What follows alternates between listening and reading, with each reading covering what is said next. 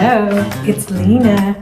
Today I'm going to talk about using native species to make a bonsai with. This one's peeing on me. This is an elderberry, and she has really pretty purpley leaves. This is the organization that gave me the baby trees. The elderberry is really cool because it is actually either a shrub or a small tree. Depending on which one you've got, they can grow between 5 and 12 feet. So that is kind of the perfect tree for me to do this with. And I'm going to use that one to bring the forest indoors. I do have this pretty ceramic pot, and she is the right depth for the current root ball that I have. So this is what I'm going to use. I just did my video on making my own bonsai soil.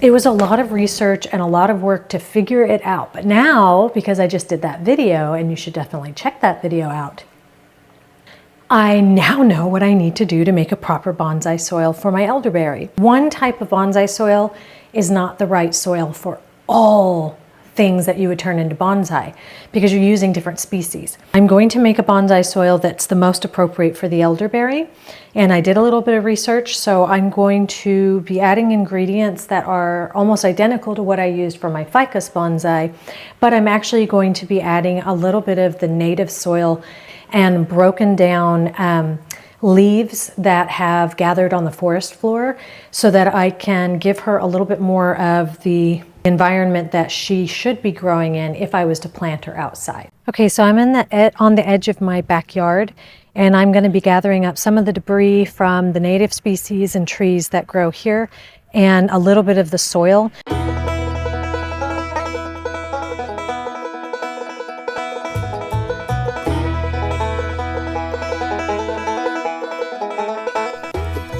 See, this is good stuff. Just a little bit of soil.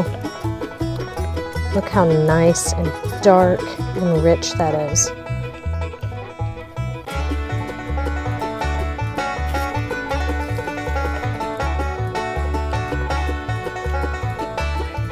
Yes, rotted wood. Fantastic. So I'm going to mix it up now and make her a little house. So here's what I've got.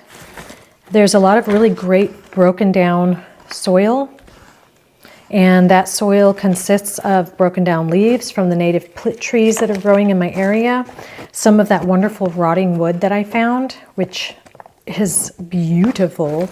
I'm going to separate out all of these twigs, grind it down quite a bit, and then start doing my mixture.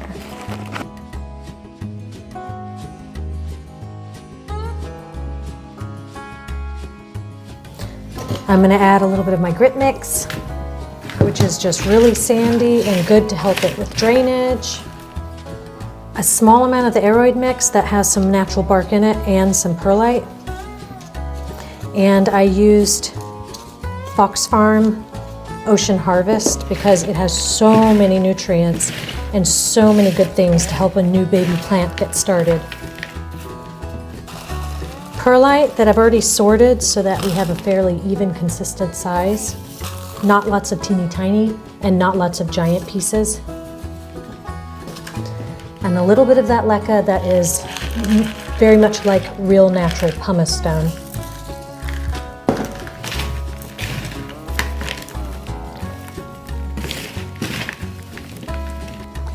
A little piece of moss to keep them from keep the pieces of leca from plugging up the little hole.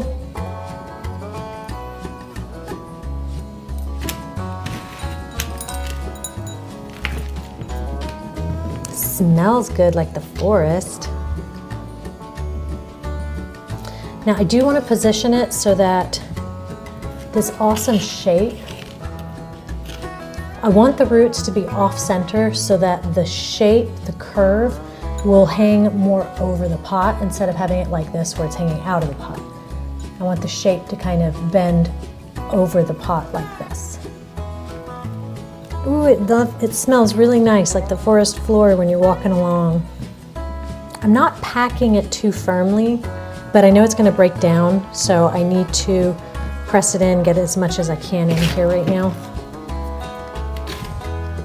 I'm gonna mix up a bit of Super Thrive and Microlife fertilizer for food for her and water her with that. I don't have sponsors or anything. These are just products that I actually like and I use. They're also products that we used in the greenhouse when I worked there. These are both great. This is amazing. I use this constantly, and a little teeny tiny bit goes a long way. I think it's 1 drop for 4 ounces. I did 3 drops. I'm gonna use about 4 ounces of water, but I did 3 drops because I know that it's gonna come out and spill out of the pot, and I just wanna make sure that enough of it stays in the pot. Okay, so I'm gonna water her in this plate so that anything that runs out of her, I'm gonna pour back into her. Delicious. I can hear it. It's almost like Rice Krispies. That spongy, broken down wood should retain quite a bit of moisture. I'm pretty excited. Et voila. So that is my native species bonsai. I think it's beautiful, and I will do updates and show you how she's coming along. Have fun gardening, guys. See you later.